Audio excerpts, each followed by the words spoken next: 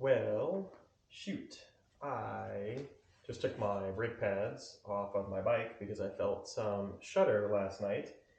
And I guess I'm getting some uneven pull, but nevertheless, pretty much out of brake pad. And that's not good. I could probably hit Cycle Gear tomorrow and buy some new ones. Man, I really did not expect that. Yeah, this pad is almost completely, I mean, it is gone, it is worn through. So, it's 7:21 at night. Cycle Gear is not open. I can't get pads. I have to get them tomorrow morning.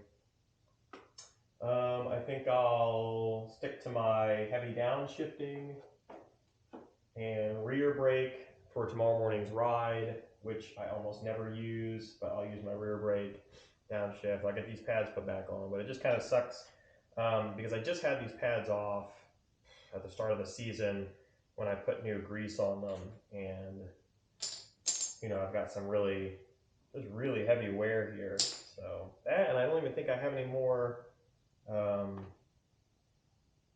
brake grease, so I'm going to need to pick up some brake grease too. So either way, it sucks, but it is what it is. I'm glad I checked because I felt weird vibration, and that's what it was. So